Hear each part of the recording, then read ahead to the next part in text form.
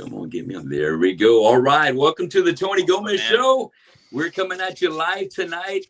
It's Wednesday with the one and only guys in Identity Crisis, man. These guys have been hitting the scene hard within the last year or so. And you guys have seen them at the House of Rock, over at the Annex. They've been getting around and they've been rocking the crowds here in town. So let me introduce you to who we got right now with us on the show. To my right is going to be Cosme Williams, drummer. How you guys doing? Bottom right, we have their singer, Reece Gonzales. What's up, everybody? And then right below me, this is kind of like the Brady Bunch back in the day. Right below me, we have James Kremlin on bass. What's going on, everyone? Guys, pleasure to have you on the show, man, because I've been listening to music and I love 90s music, and I feel like there's a lot of that kind of feel to what you guys are doing. And it's just something fresh that we need here in Corpus. And really, we just need to be able to hear all around, man, because when what really caught my attention and when I had to contact Cosme was because, man, I was just cruising. I think it was Saturday, and your song "Take Me Away" came on the radio. And I came across it the night before, and I was listening to it on Spotify, and it's got a hook. It's a slower song than your previous song, Nature. And it got me, man, because Reece, you got a way of throwing in some really killer lyrics that have hooks with them, and just they made me go wow. And so when I heard it on C101, I was like, what the fuck? That's it. That's the band, dude, from last night. So I cranked it up, took a nice little cruise to enjoy the rest of the song, and it's a long one, but it's a jam. And so much props to you guys. Thank you for joining me on the show. And let me just get back into it. Before I let you guys do a little talking, I want to get this off my chest right now. I want to tell you, I heard about you guys through Cosme. He's done sound for us over at the Exchange back in the day for my band Fistful of Metal. And always the best of persons to be able to help you out on sound. But even before that, I had him here at my house. Previously, he was in another band, Texas Devil, and he was kicking ass with those guys. And they came in mask and costume and did an awesome interview here at the house. I'll never forget it. And that was fun. Thanks for making that happen, Cosme. And he was really excited to tell me. I ran into him at one of the bars, and he had told me that he started jamming with you guys and to just kind of listen out and come check you out. And you know how it is when you have your own band. It's sometimes it's not so easy to get out on the other nights when you're not already playing or rehearsing. Right. And I juggle between like 3 or 4 bands in here in town, so I haven't had a chance to see you guys live. Only what I've been able to enjoy from the YouTube videos. It looks like I got Parker. Let me let him join us real quick. Let's go. Parker Menck. Hi, everybody.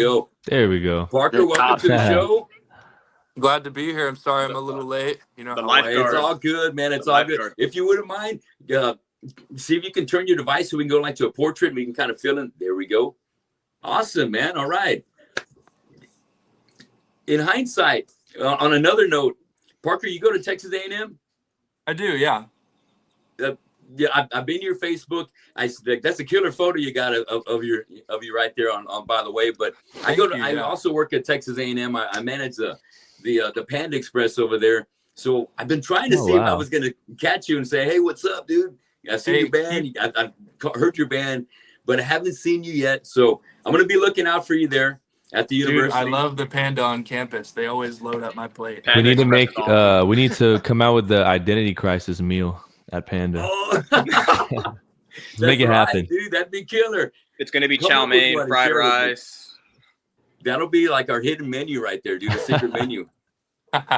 Chicken teriyaki. Yes. Well, like I wanted to say, thanks for coming back on the show, Cosme. He's a Tony Gomez Show alumni, and we're gonna have a great time talking tonight. So let's get things started by let me get it off your chest that you guys fucking kick ass. I love what you guys are doing together as a band. It's really refreshing to my ears, and Reece's voice is it's fucking special. And the rest of you guys bring all the magic that any singer would want from a band that really just makes everybody shine, man. As a force, you guys are definitely a force to be reckoned with. So I really love your style of vocals, Reece. And I remember, from the live footage I've seen, fucking throws down live. You got great presence. And also want to point out the videos I've seen from like the Mesquite Street Grill, Street Live show, as well as the House of Rock. Man, crowds are fucking eating you guys up. Mhm. They're fucking loving it, and it makes me that much more eager to catch you guys live myself. So let me get started by asking you, Reece, to start off. How did the band form, and how did you guys come together? All right, so I've been doing music for quite a while now, almost 10 years. I've been, a recording artist myself, not in a band, just kind of doing a solo thing. I've actually known James for. Is my mic fine, by the way? Is everything good? Yes. Okay.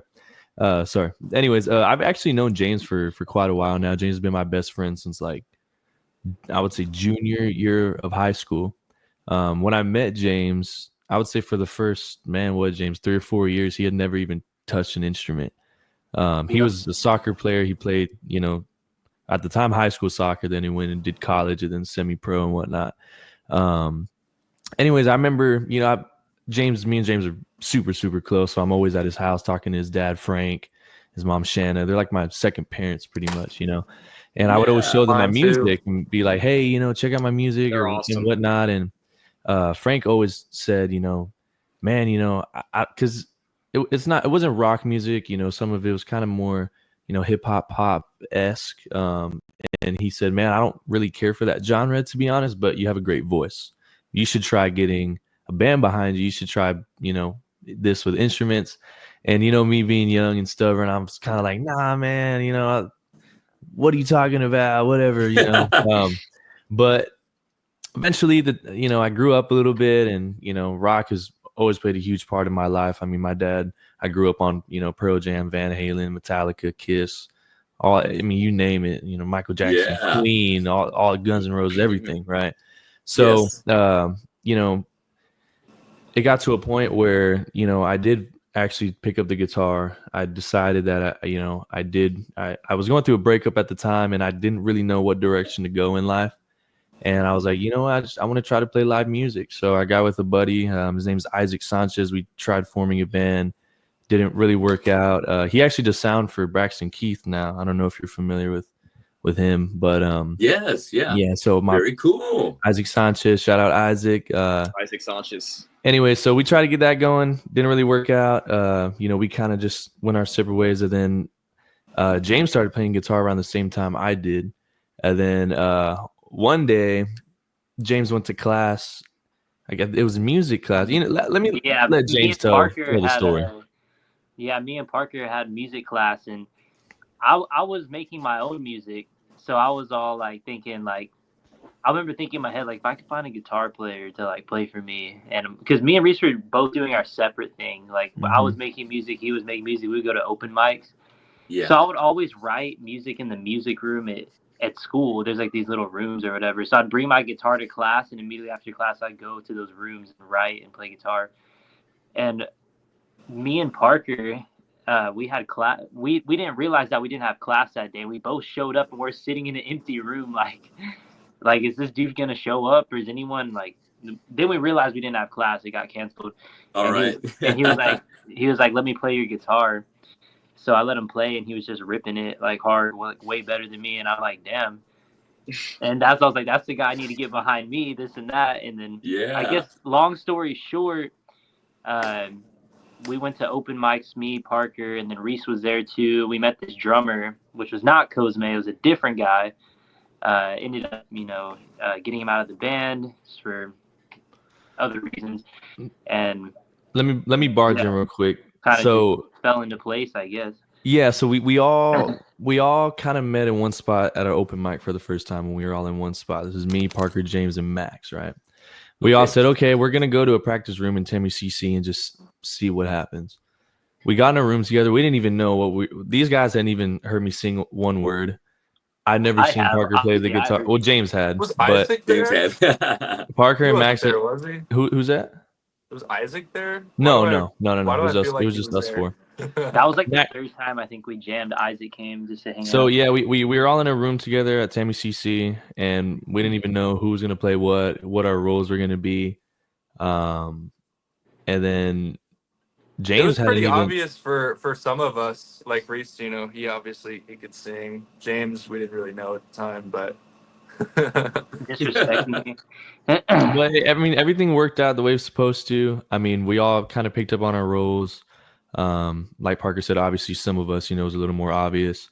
As far as James on the bass, though, like James decided to just never pick up the bass played. then and there. And I'm gonna be honest, like I've never seen someone work so hard as this guy right here when it comes to stuff that he cares about. Yeah. Like he will sit in a room for hours on end until he has it right in his head and he Yeah. has it right for other people's pleasure as well. You know what I mean? Yeah, I haven't. And I Like- knew, like, you know, I knew that that's what we needed in this band is someone like that. And also someone you're close with as a friend as well. Obviously helps with chemistry, songwriting, holding each other accountable, things like that as well. You know what I mean? So It was so funny I the first dig it. time we stepped on stage at the open mic, because like I filled in on bass because we all filled in. Reece was singing. We were like jammed in my garage. My parents let us do it, and One time.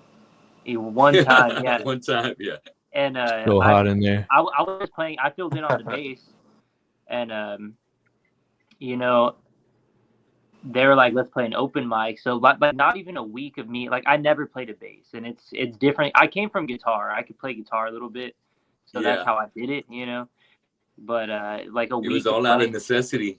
Yeah, bass. it was like we stepped on stage like a week later. I was playing the instrument for a week and I was playing on stage. But the thing was like I was so like I would just stand there. Like I had no performance how do you say it? I didn't know I couldn't. I just had to focus on what there's no doing. experience, you know. Yeah. But then obviously time goes on, you get better, and yes, it all fell into place. And then we got Cosme here, and he's been the missing piece. That night together went pretty well then, huh? Yeah, I guess so. Well I mean, enough to keep for what we knew what we were doing at the time, I guess. We didn't know what we were doing, but we were having fun, so that's all that matters, huh? So that was with your original drummer Max, and correct. I've heard a good handful of songs so far. You know, some that I'll shout out real quick are going to be like "Alone," "Pictures of Your Face," "Hey Hey," "Bleed Out." Were these tracks that Max was there while you guys had a chance to write those? Those four. What was that? You said "Bleed Out," "Hey Hey." Pretty much like all the material. I would say we have a lot of that early material was written with him. Correct. Mm-hmm. Yeah. We do, and that's how Cosme had the opportunity to be able to get an idea of what you guys are going to sound like. Because I want to hear the story real quick. Tell us about how Cosme got the gig for you guys. So, you know, things just didn't end up working out with Max. You know, like I said earlier, I don't know if you're on air at that point, but, you know, he did play a huge role in, you know, the beginning of this band and, you know, a pretty big part of our success in the beginning. So, you know, shout out Max for that, but things didn't end up working out with him. You know, like I said, I'd known Cosme for a little while. This is before, you know, playing together. I've known him just personally, and I knew he was a great guy. I knew he was a badass drummer. So the day we, you know, got rid of Max, we had a show the very next day. So lo and behold, and it's funny, Cosme, because I had a conversation with you on the phone about a month prior. And this is when I could already tell things are getting kind of shaky, and I was thinking we might need a replacement. I called you up one day. I didn't tell you. I remember that phone call. But you're kind of planting the seed. I was kind of planting the seed, and to be honest, it seemed like this guy wanted nothing to do with. No, I remember that phone call. I really do. I think I was like faded downtown. And I was at Goldfish. I was faded downtown. I'm like, dude, like, I don't even know if I'm going to be in a band. Like, I don't even know if I want to be in a band. Yeah. Something told me to like, you should do this. And it's been great ever since. Like, I think there's been like a strong like brotherhood and a team. We have a killer team. I just want to shout out our manager, Jonathan Espinosa. He helps out a lot.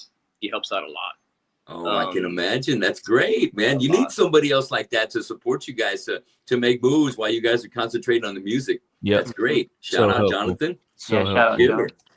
I recommend every band, no matter how big you are or small you are, build a team around you, because you got to understand you're competing with other teams.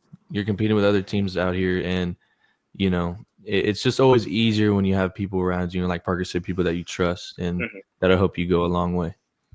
Great advice here. Absolutely. So true. Us, we got to worry about. Well, let me get into what I got here for us, guys.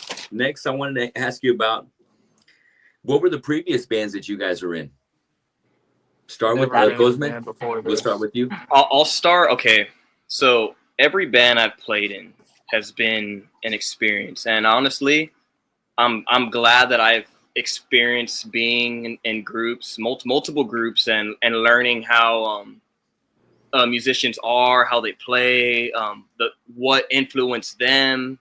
My first band I ever started was with a group of friends of mine from high school, and I don't even think we had a band name. I don't think we had a band name. Sorry. And it was very interesting. It was very interesting. My friends from high school, we just played punk rock covers. We played at like houses. We played at my house. We played at our school talent shows. And those are memories that I'll never forget. Those are honestly some of the best moments of my life was when I was in high school playing. I joined Zombie King. I heard about Zombie King through Facebook. Somebody had tagged me. Oh, they needed a drummer. They had just did their contract with Pavement Entertainment, and I was very like, man, I got to do this. Like this looks like a great move. And the Zombie King years were actually, I learned a lot in those years, and I got to work with Robert Beltran, who's a good friend of mine. And I'm a huge fan of his work. Really big fan of Shattered Sun. Memories of Broken Glass is a really good band. I was just jamming a band that he produced called Seattle Rising, and I've been like obsessed with their track Highway Massacre, and I've been listening to like every week. It's a really good mix, and I like that track. Zombie King. I started a band after Zombie King, after I departed from Zombie King, called Static Effect with a close friend of mine and my first cousin Nadia. Shout out my cousin. It's actually her birthday, so happy birthday, Nadia. Cool. Static Effect was it had its round. I think everybody kind of went different ways. I had a guitar player named Hector Morales. He plays in the band Chill Killer, and they're doing really good. Shout out to Chill Killer. Yeah. Static Effect. I joined a ska punk band called Up Dog, and that was an interesting time of my life. I met a lot of people in the music scene here in Corpus through them, and those were some fun shows. Up Dog was a good band. Texas Devil, like you said, we were talking about like before we started. Texas Devil was a great time too. To put on the mask, play some heavy music. I come from a metal background. I know like some of my band members now. Oven was great as well. I'll talk about Oven. With Texas Devil, it was fun, doing the double bass stuff and wearing the mask. I like the idea of playing on a click track, and I really enjoyed that. It was a spectacular time. Oven was one of my favorite projects I was ever in. That band was like very, very blues inspired, very I would say doom, more old school like Sabbath sounding. Yeah. And yes, that band had a lot of like people were gonna go to the Oven show, like Boozers, wherever we played, House of Rock, and that band Oven was doing good. I think they're still around, and shout out to them. They're doing good things too. Cool. After Oven, I think it was us, dude. It was us. I focused on school after I actually brought Static Effect back, and I started doing the guitar and singing thing when I never thought I'd do that, but it was cool. I love playing guitar as well, just writing music. I love the songwriting aspect of being an artist, and everything from a sound guy to wrapping a cable to the singer being the rock star. I love all of that. It's fucking fun to watch, man. Excuse my language, but it's fun to watch. It's fucking awesome. Identity Crisis. I was producing them at Del Mar, and I got to know them pretty well, and I really liked even when they had their old drummer. I was like, man, this band's going somewhere. Like I remember, oh, they're playing at House of Rock. Oh, they're playing at House of Rock already. Like, oh, it's kind of it's a hard thing to do for some bands. And when James asked me to fill in for their show at the Red Rabbit during spring break of 2024, I said yes because I wasn't playing drums with anybody at the time, and it felt like the right thing to do. And I didn't care if I embarrassed myself the next night. I didn't know any of the songs. I improv'd on all of them, and just to do that was like cool. Like I had a show in spring break with Static Effect with me on guitar, and then I would play a show with me on drums. I'm like, cool, I'm back. Like I'm back on the drums. It feels great. It's been great ever since, man. I'm extremely grateful to have these guys in my life, man. These guys are fucking awesome. Excellent. Fuck yeah. Okay, so we got you caught up. Reece, how about your previous experience? His identity crisis, it seems like the way we were talking earlier, like this has been your baby and this has been your first band? That is correct. Yes. Shout out Mac on Through. I didn't get to shout out Mac on Through. He's in the comments. Mac on Through. I've done a little bit of collaborations with him. He's awesome. Yes. Mac on Through is awesome. But Reece, this has been your project from the beginning, and it just seems like it just and it not even hit anywhere close to its peak. It just kind of keeps on climbing up this mountain, man. Where it's probably going to be about a 10-mile hike to get up there, and you're barely like on the first mile, and you're scratching, just barely getting things started.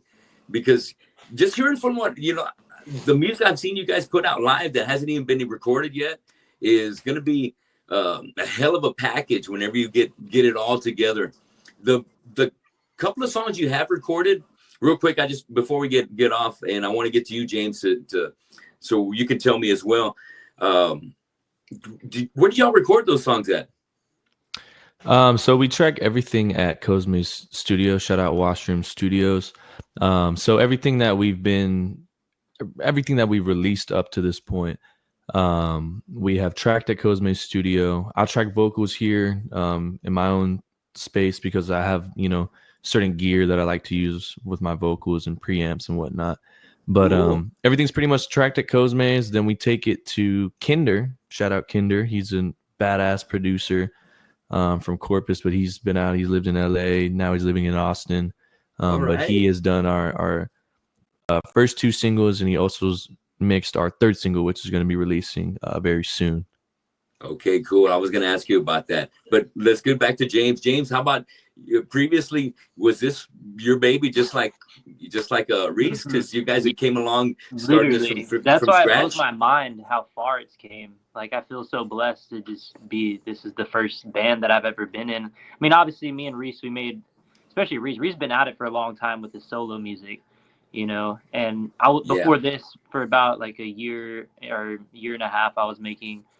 I mean, I've worked on my solo stuff too. It's just, I just love writing vocals and stuff like that too. And I just always do that for fun, But yeah, this is the first band I've ever been in. And it's crazy how far it's came already. A lot of people don't get to great. Hell yes. And how about you, Parker? What's your history? Same thing. I when I was in high school, I couldn't really find a clique of friends, I guess you could say, in my high school. I had my friends that I clicked with, but I didn't go to high school with them. None of my friends ever played music. I didn't really have any friends that played any instruments or were interested in music in the same ways that I was, or even let alone listen to the same music at all. It was really hard to find people. I guess it was probably because I just went to such a small school. I went to Cole High School in San Antonio. I'm the only one. Cosme, Reece, and James. Cosme's from Robstown. Reece and James are from Corpus. I'm originally from San Antonio. I moved down here for school, and I mean, for me, the story starts when I met James. But previous to this band, I've never even played with anybody. So just a boy and his guitar in the bedroom. That's it, right? Yeah, and that's the thing. That's the thing. It was just me, dude. I didn't know, what the first step was to get started. Yeah. Yes, and so it's really with you not having having other bros that play instruments around you. It's I know what you mean. never had that. So, and you know, to have these guys, it's been great. So it's been a blessing, really. It's just, this is what I want to do with my life. Like these guys said, you know, this band is my baby. It's all I've ever wanted. So Yeah. so you know, I'm just gonna keep going and keep getting better, like, you know, like James. And you know, another thing too is my guitar playing has really changed a lot. I was obviously, having never played before, no experience with other people. Over time, it's really improved, because there's a clear difference between someone who plays guitar and someone who plays in a band. Yes. So once I kind of figured that out, and we just have been sounding better and better. Mm-hmm. So yeah, this is the first band, and the fact that it is my first band, especially, you know, with other musicians who have been in, you know, lots of bands like Cosme, it's just like, wow, for me, pretty crazy, very blessed. Yeah, Cosme, you have so much freaking band experience. It's unreal. Yeah, man. I mean, I love music, man. Like, I'm not gonna stop being a musician. Like, maybe I'll build houses later on, but I'm still a musician. Yeah, right. You know what I'm saying? But it's a blessing. That background of music that you already knew about Cosme that made you make the step to say, Correct. hey, you know what? Yeah, why don't you be the guy to help us out in this gig? And, you know, God, yeah, thank goodness everything went so good. But we were like, that's the kind of guy Cosme is, because he's going to give it all. And he already knew a little bit about the music. So it was something that was meant to happen. We knew he was legit. So yeah, Cosme brought our band from here to freaking up here. Yeah, it was all of us, man. It was all of us that definitely helped get to that point. It was all of us. We put in so much work every week. We meet up every Monday. We have a meeting. What are we going to do this week? We need to do this. We need to do that. This is important. That can wait a little bit, you know. And it takes that. That's what it takes. It takes a lot of work to, you know, all these videos. It's hard when everyone has work, school, and you got to plan everything out, and, you know, you got to suffer, like, going to hang out with your friends to, you know, meet up at Cosme's studio and film or practice. It's just what you got to do. When you want something so bad, you'll make it work no matter what. So yeah, that's fucking right. You got to fight. Great. You got to fight before. You got to fight. Yeah. Yep. The hard work always pays off. In music, it's always going to pay off. And what you get into it, you're going to get back, but don't stop giving. Just keep on giving it. So, Parker, do you write most of the music? I'm sorry?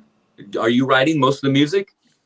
Or is it something that's kind of... we write music in every, you know, sort of way possible to write music.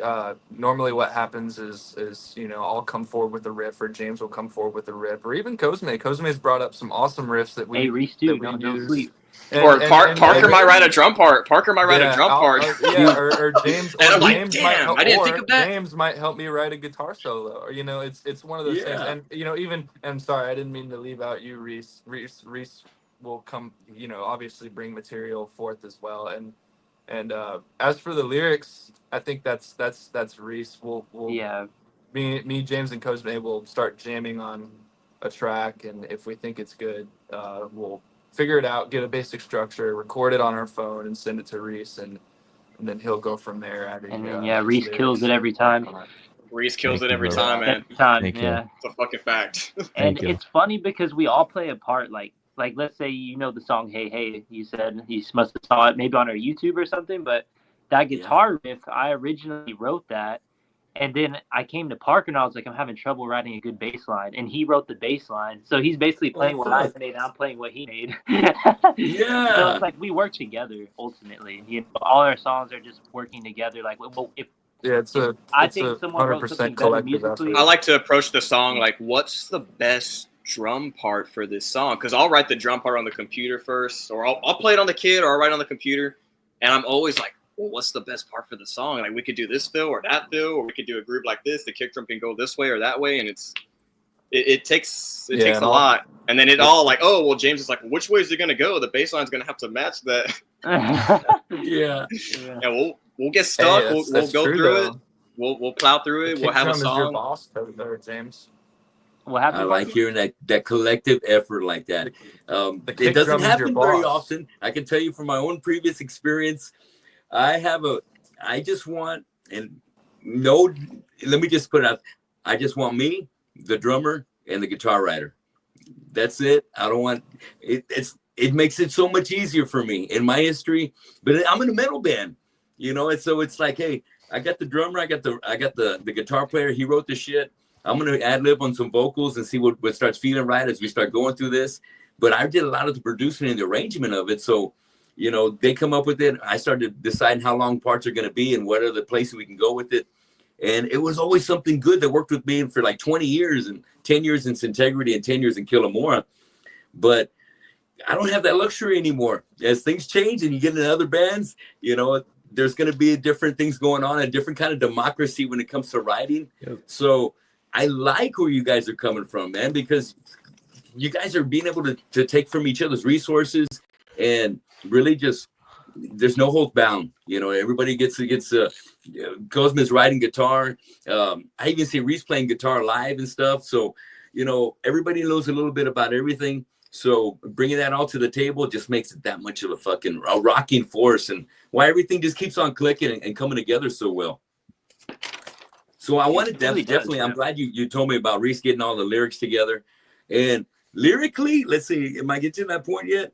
You know, lyrically, I got to shout out that Reece has, you know, he plays guitar like on the jam alone, but did I write it? I didn't write it down, but on that track, Take Me Away, I really like, I guess it's a verse line, and it's something like, I'm trying to think.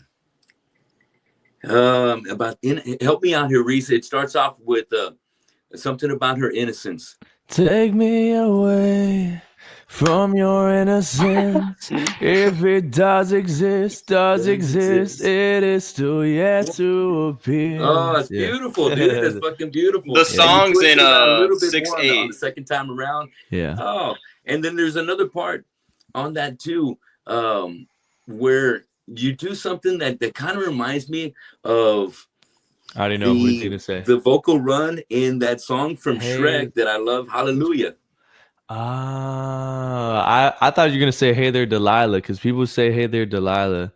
The Hallelujah. That's the one. Yeah, okay, that too. But yeah. I hear it more like in that Hallelujah song. You know, that's where I'm more familiar. And he kind of does that in one of his verses right there. And that caught my ear. Love is not a victory march. I hear it. See, I see what you're saying. I hear the same key, but I can't. Man, I was like, that's good. Yeah, that's fucking good. I never heard that before. I hear it now. That's at a different level right there, guys. That you're not gonna catch just from any band here in corporate. That's at a different level. And Reece, that's fucking strong. Keep that magic coming, and you guys are gonna be selling fucking plenty of fucking records and getting tons of views. And hope so. Getting a lot of the best things in rock are gonna be coming. So that's awesome.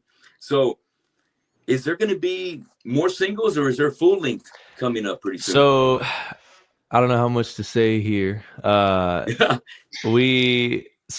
gonna be releasing "Tell You Goodbye" here in a few weeks. Right, I like the teaser on that. That looks great. Right. In a few weeks. It sounds great. Okay. Thank you. Thank you. Yeah, the teaser. I appreciate it. So we are editing our music video for that as well. So that'll be done and that will be dropping as well. It's an amazing, my favorite, honestly, all of our favorite music video we've done so far, right? It's gonna be awesome. So the music video is badass. The song, is we've gotten good feedback on the track. So that's gonna be a third single. And then we are going to start recording our debut EP. I'm not gonna say with who we're recording it with, but we are gonna take a little, I wouldn't call it let's call it a work vacation to record our debut EP, and it's going to come out really well. Very credible producer who's worked with some of the greatest bands to ever walk this earth. Yeah. So we're, really, really excited, to get that going. Wow, that's really fucking exciting. Wow. Okay, I can't wait to hear more when the time is right. That's going to be awesome. Oh, yeah. I know the music's going to be incredible, man. So I can't wait, man. So let me ask you this. Did you ever try out for American Idol, Reece? I did. How You did want that to go? tell that story or what? Yeah, you tell me yours, I'll tell you mine. I did the voice. Yeah. Oh, did you? Okay. Yeah. Let's Yeah. trade stories real quick. All right. So, this was last season. So I went through a year of Zoom auditions. I had someone reach out to me. His name was Josh Randall. I guess he was like a scouting agent. Yeah. So he reached out to me over Instagram. We got in, you know, I played Shout the out to guitar on Joaquin. them shits for you. yeah. He got my phone number. You know, we got to talking a little bit. And then we hopped on Zoom calls for, you know, I would say maybe 6 months. I went through a series of auditions. Finally made it through to where they were like, hey, you know, come to New York. You're going to audition in front of the judges. You know, congratulations. It's all going to be filmed and whatnot. Hell right? yeah. So I flew to New York City with James. I wanted James to come with me Kick so he could ass. experience that with me. So we went over there. Now that the season's almost over, so I can say what happened.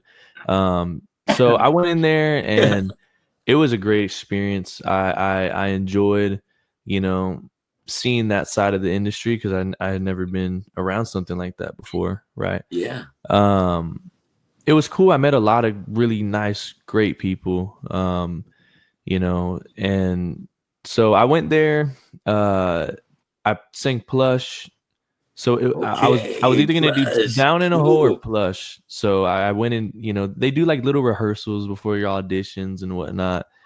And I sang 2 songs for rehearsals, and they told me to do Plush. And so I went in there. It was funny beforehand.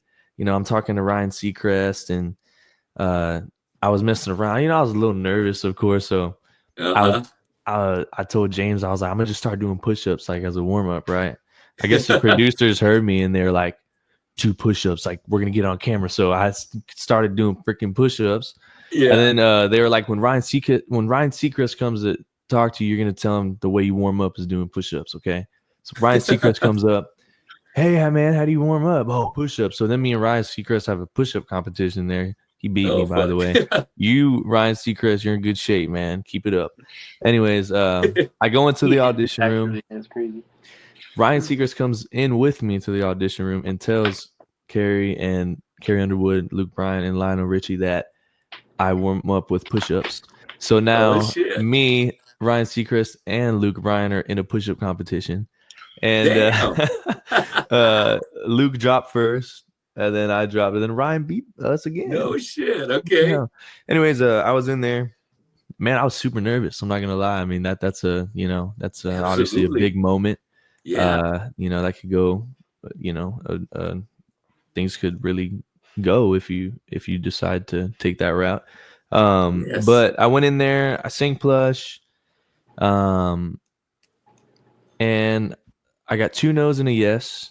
So I didn't make it. I didn't get the golden ticket to make it through to the next to Hollywood, right? Okay. Luke Bryan, you know, he just said no. He didn't really give me a reason why. He kind of just gave me a no. And then Carrie Underwood, if you ever see this, I will love you forever because you told me yes, and you saw something in me. Yes. Yes, and you did. that is freaking awesome, and I love you, Carrie Underwood. And you know, she was kind of looking at me after, and she was like, man, you know, like, what do you do? Like, you know, you're in a band, or you know, she was like, I feel like you're trying to do something, but like, and I told her, you know, straight up, I was like, you know, I'm used to performing in front of people, you know, it's a lot different, right? You know, I'm used to the energy. And she was like, you know what, you know, she was like, I could see you on a bigger stage. You know, I want to see you on a bigger stage. I'm going to tell you yes, because I see something in you, pretty much. Yeah. And she was like, there's no one here really doing what you're doing as far as, I guess, the rock music and whatnot. And she understood, you know, what I was going for, at least going into that sort of thing. So shout out Carrie Underwood again. I love you. Mwah. But and then Lionel Richie, he told me no, and I'll tell you exactly what he told me, because it's been a while now. I've had time to to calm down from this a bit. But All right. he said, you know what, man? Well, Luke Bryan kind of said, well, good luck with Lionel because he doesn't know anything about Stone Temple Pilots or something along those lines. Like he don't know nothing about this music, right? It's Lionel Richie. Yeah. So I didn't really know what to expect or what he was going to say, but he said, you know what? He was like, you have the look, but you just don't have the sound I'm looking for. And that hit deep. Mm-hmm. And I was like, you know what? I need to prove this guy wrong because that didn't sit right with me. You know what I mean? There you go. That's right. Hey, So, those thousands of people on Instagram when we posted Plush, everyone loved it. So I got my revenge. Lionel Richie. We posted a reel. What was it? A couple weeks ago, me doing the exact same song I auditioned with. I didn't make it, and the video did really well on Instagram. It has over I think it has like 400,000 views or something like that. So Lionel Richie, I'm sorry you didn't like it, but I am happy enough that we can please our fans and they like it. So hell yeah. Because it's just one opinion, you know? Yeah. I mean, not everyone's going to like what you do. That's how life is. So I mean, he makes a completely different genre. Like way different. Yeah. Let's hear your experience, Tony. Okay, as a voice, I want to say it's probably been, geez, it's kind of blurry, maybe 10, 12 years ago already. Yeah. So I auditioned up in Dallas and, with thousands of people waiting in line. Right. So you go through that BS right there. They break you up into smaller groups. And then those smaller groups go into smaller ones. And then eventually you go into a room with, there's 8 singers. And there's going to be like 3 judges, and you are told to prepare 3 songs, and you might be able to have your best one ready and then have 2 backup songs or 3 songs you can kick ass on because they might want to hear more. So the night before I'm in my room, and man, in hindsight, man, I really dated myself, but I did the song from Golden Earring called Radar Love. And I also did Foo Fighters. I want to say, I think it was Monkey Wrench, and then also did Turn the Page from Bob Seger. And I sang them like twice for my family. So I auditioned for them the night before, and they told me go with Golden Earring, Radar Love, and I was like, okay, I'm gonna go with what you told me. So that's what I sang. I hit my notes. I did good, but the other singers that were in there were fucking better than me. It's just the way it is. You know, we had a guy that did Journey. He did fucking Don't Stop Believing. Just as good as I did mine. Yeah. But, and I give him props. Another guy did country. He sounded great. Another girl did, I think, a song from Whitney Houston. She sounded great. Anyway, it was a pair that moved forward, and it was a pair of they were twins. They sang a Christian song, and they were probably no older than 12 years old, but they sounded like angels. I'd have to move them forward. You know what I mean? And that just kind of goes to show that when you go to these things, there's a fucking shitload of fucking talent. Yep. Everybody fucking sings good. So everybody thinks they're ready to go to fucking Hollywood. Right.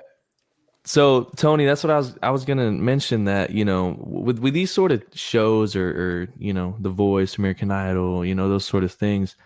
I mean, everyone at that point is talented. You know what I mean?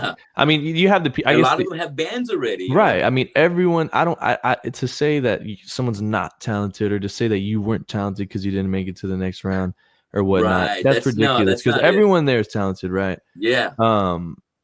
Now, again, like, what are they looking for? You might not be what they're looking for, right? And you just have to accept that, right.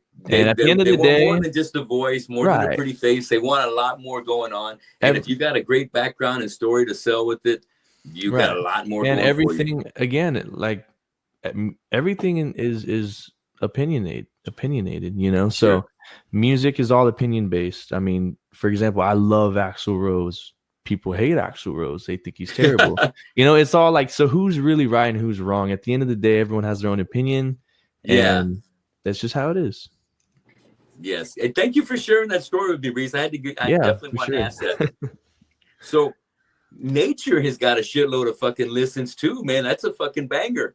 And, has it been not even a year out yet? Not yet. Not yet, man. Great fucking reviews. Just a ton of listens. More power to you on that right there. It's a great fucking song. That one looks like it's been on the. It's definitely going to be and stay on the live set, but it's a great fucking opener. Great opener right there. Parker goes off on that fucking jam right there live. And I ain't taking nothing away from James. James always fucking holds down, man.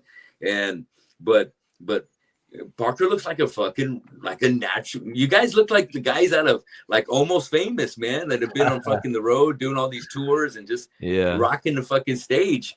So it seems like it's just going to be something that's very natural for you guys. And to hear that it's the first band for the three of y'all really just kind of shows that the magic that is there.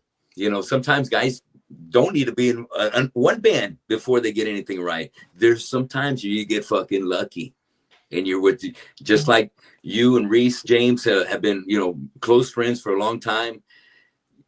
That's why when my first band, it was called Aggravated Assault back in '83, and I started with my best friend who was a singer, Tim Abel. I was a drummer, and then next thing you know, we hit up two other guys that lived a couple blocks later. Albert plays bass and Matt plays guitar. Rest in peace, Matt. He's not with us anymore. But it starts with the friendship.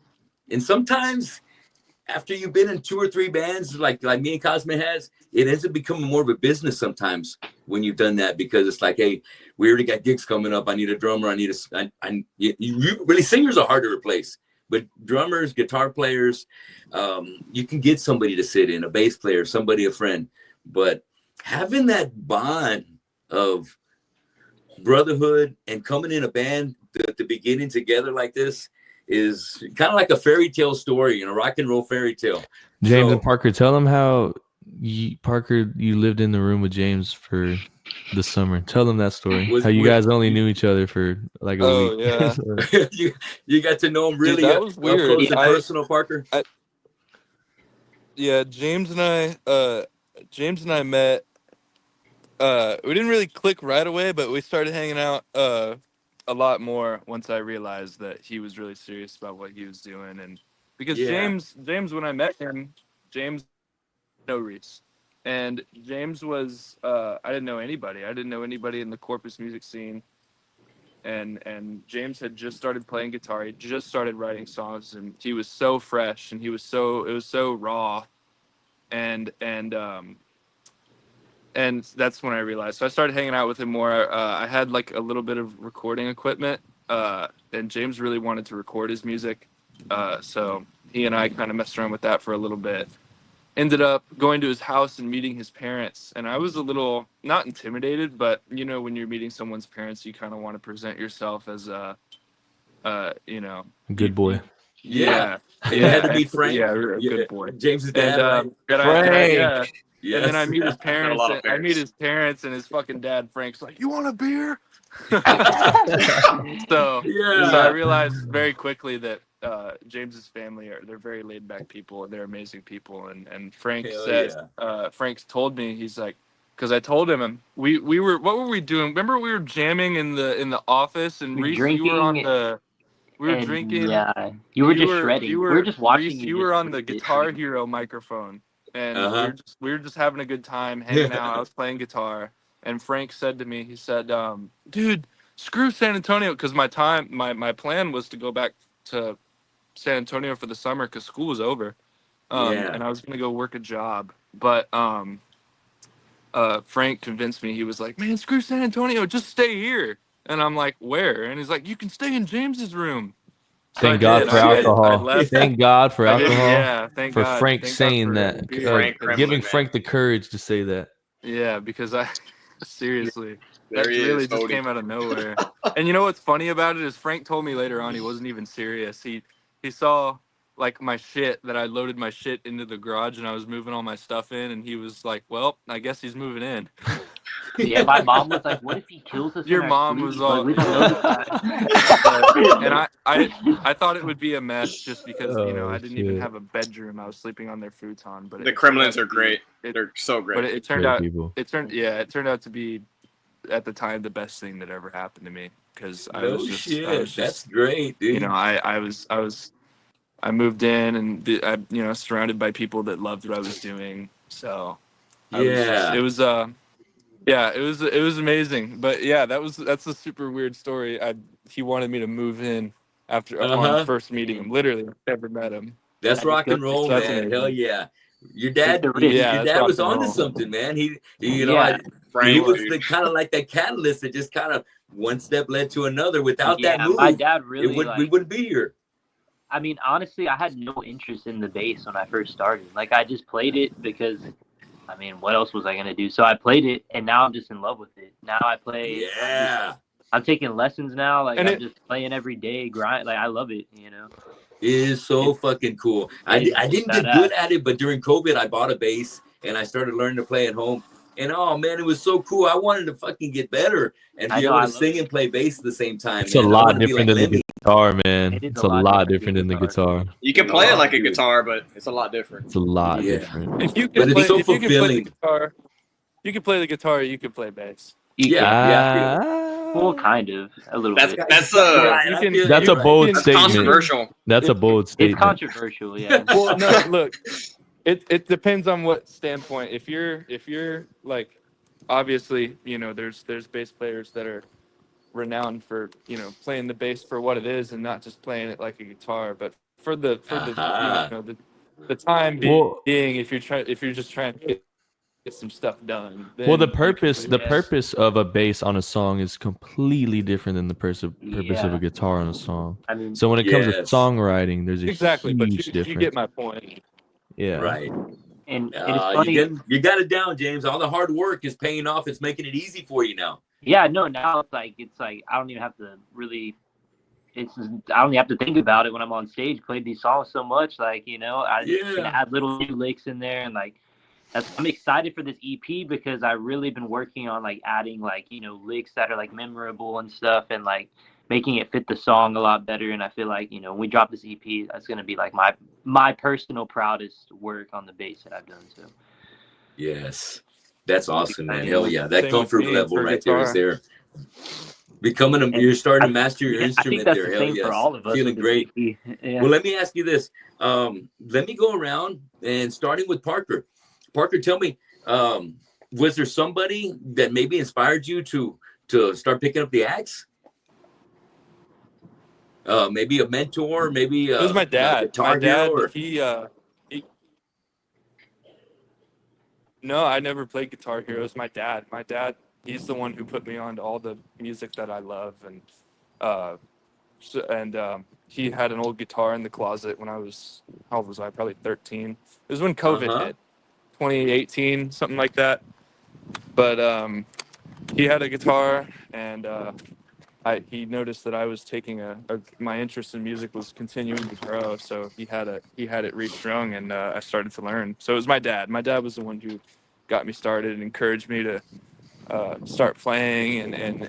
And once I started, I just never stopped. Nice. I I'm love sorry it. if it's dark and I'm walking around. We're locking gates right now. We're closing up. Oh, it's all good, man. Thanks for keeping the story going. Hell I'm yeah. Yeah. You didn't miss a beat. Oh, of Okay. course, man. Props Yeah. to dad. Props Thank to you. dad right there. Yeah, Thanks for props making to it happen, dad. I bringing the love you, magic Dad. and Thank sharing you. the love right there. Okay, let's go Yeah. to James. How about you, James? Tell me, was there somebody or something that inspired you to Yeah. So I mean, would it happen to be Reece? Fill me in. Reece was definitely an inspiration because I always loved Reece's music, and for me, when I first started, it was more like I picked up guitar and I used my songwriting and guitar playing as an escape, honestly, from like just problems in general and like just shit that I went Yes. through in the past. Like I would write songs about it just to like, you know, stuff you don't want to talk about, you just put it in a song and just you know. Yeah. And that's kind of how I started. And you know, with the bass, I would say it was more of a thing where when I filled in, it's like being able to just play music with my friends, just being a part of it was just so much fun. And then the main Yes. thing that caught me whenever I started playing bass was when Parker actually lived with me.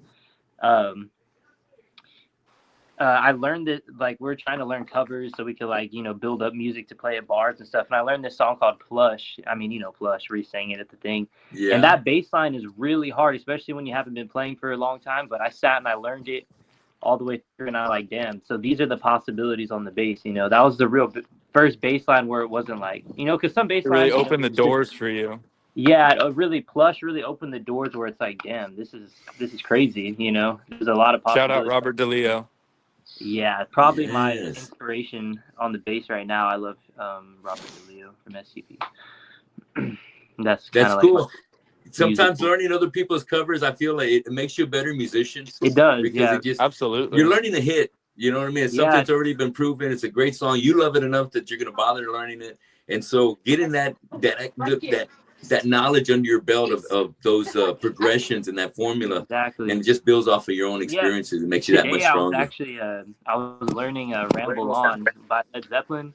Oh yeah, John Paul Jones. It's a very hard song to play on the bass, but I almost got it down. Pretty good. I had to quit and I had to go do something, but it's I'm gonna get back to it probably after this interview or something, tomorrow or something. Finally, these guys are listening to some Led Zeppelin. Yeah. We'll talk Led Zeppelin here later on too. I got that coming up. Before we wrap things up later on, well, not later on, but in a little bit, I have a little segment called Draw the Line where we're going to be talking about some of our favorite bands, and you tell me who's your favorite out of the ones I'm going to throw at you. Cool. But let's keep on going around the room.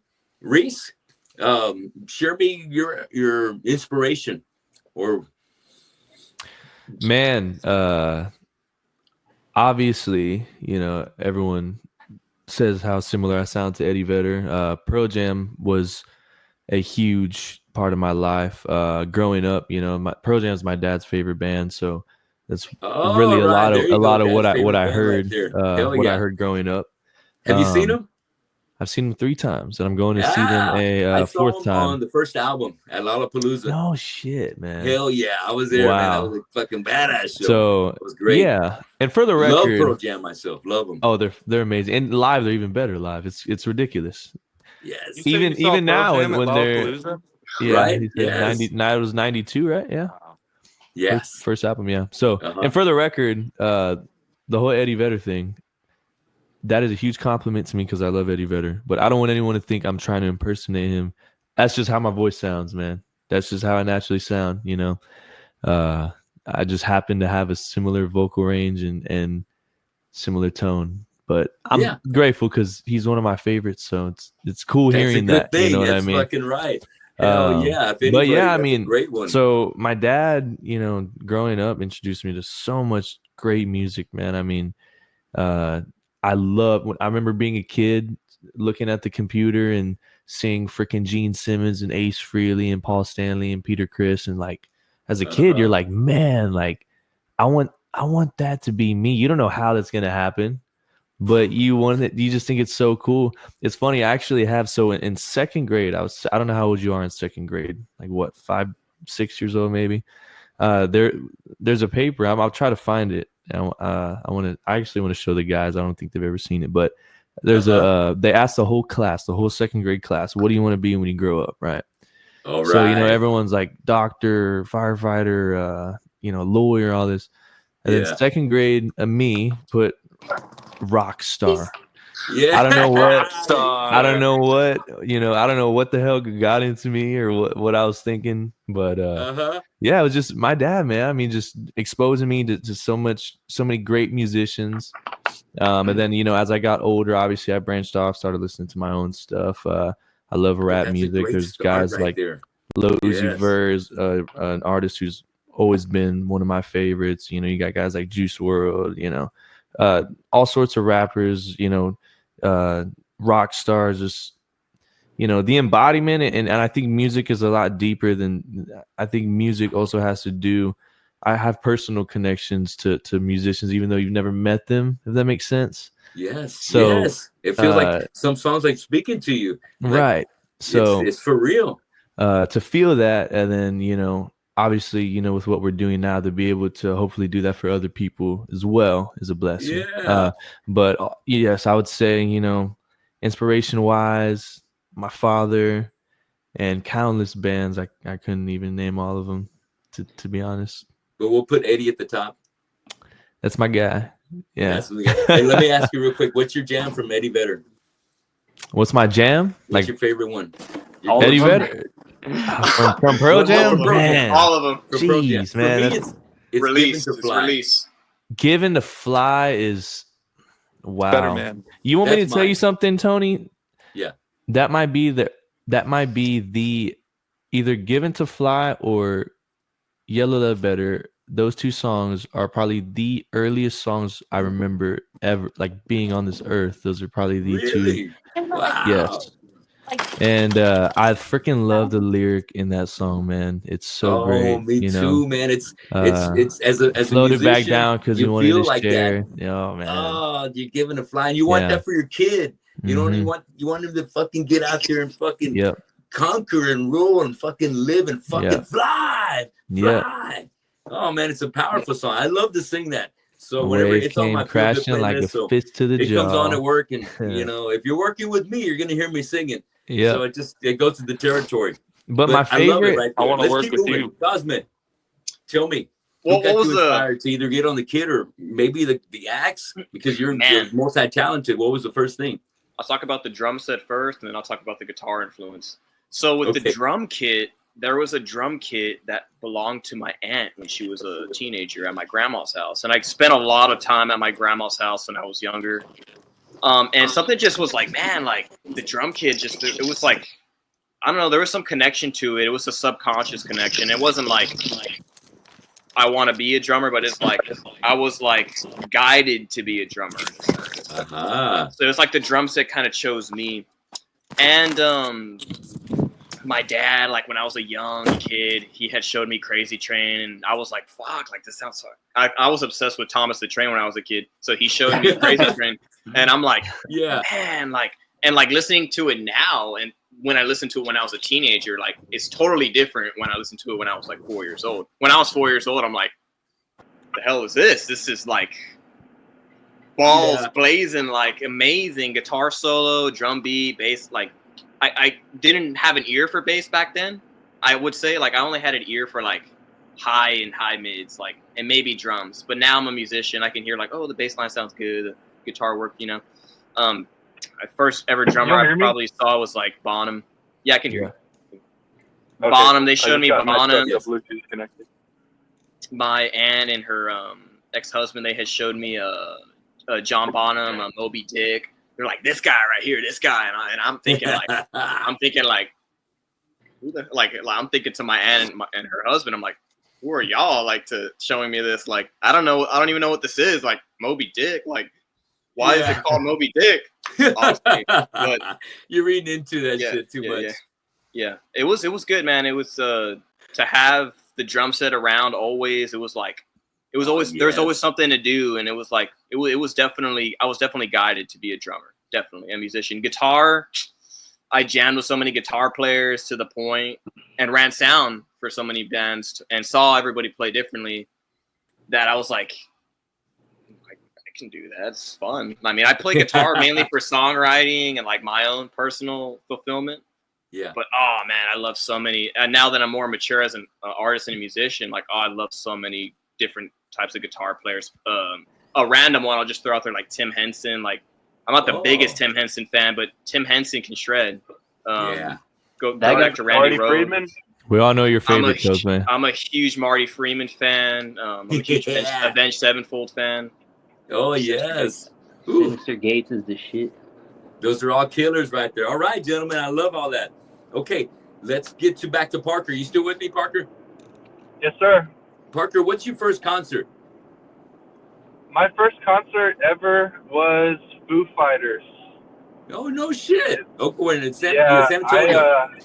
It was it was at the Innings Festival in Phoenix, Arizona. I never really went to, I don't know, this weird thing. It's not like I was like, how do I say this? Like, not unprivileged or anything, but I never really went to go see a whole lot of like big concerts, you know, with like big famous acts. It was just something that I never did until it was just weird. But my 18th birthday present from my parents was my dad and I we got to drive to Arizona and go see the Foo Fighters, and we also saw the Foo Fighters. It was a festival. It was amazing. Yeah. It was I don't know if you like bluegrass music, but Billy Strings, one of the best. No shit. No, I'm not familiar with them. Players. Awesome. I saw him. If you watch him, his acoustic playing is just out of this world. He'll blow your mind. Yeah. I saw okay. a lot of definitely check him out, Billy Strings. And then we immediately ran to go see the Foo Fighters. It was amazing. They played for like 2.5 hours, and I wasn't like right up front. It was like a 10,000 person crowd. I was like halfway. I was right by the camera tower or the sound tower. So it was a really cool experience. It was 1 month before Taylor passed away. They still had Taylor. Oh shit! You saw him with Taylor. Yeah. Yeah, I saw him with Taylor. Taylor got up and he sang. They did "Somebody to Love" by Queen, and Taylor. Wow. I've seen the video, voice, man. He sings. It sounds good. If you've seen a video of that motherfucker singing, oh my goodness, dude. Right? Holy shit! But Yeah, he's such a fucking drummer. I Fuck, he's so badass.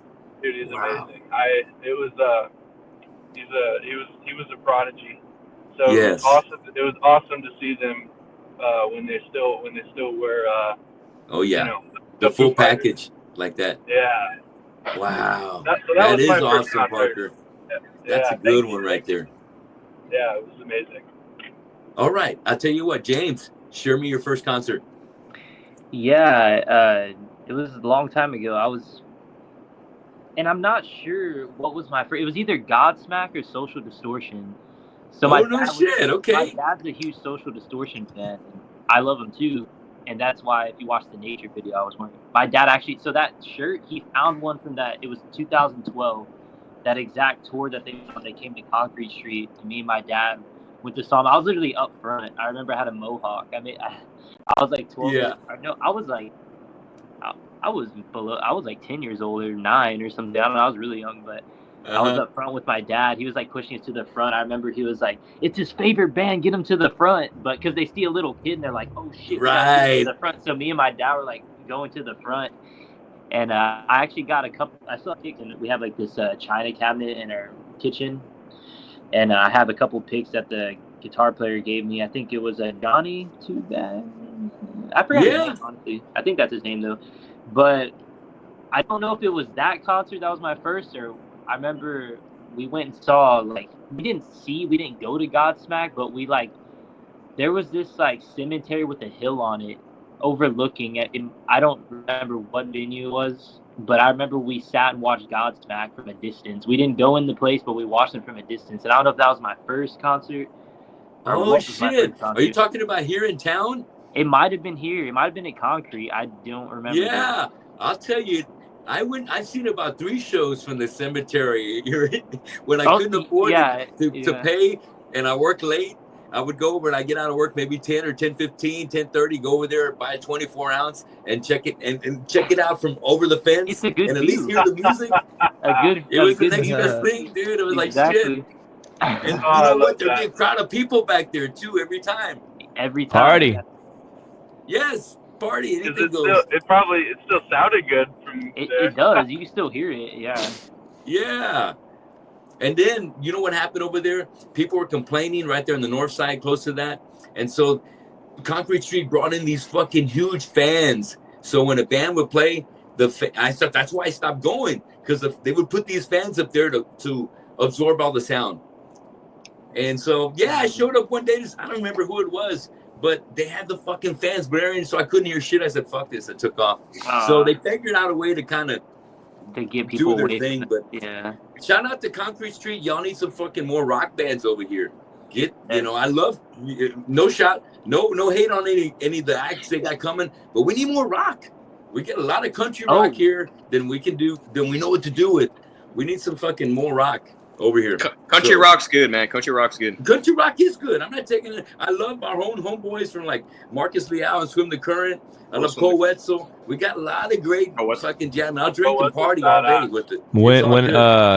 The first time Identity Crisis plays Concrete Street, we need you guys to be there whenever that is. It may be soon.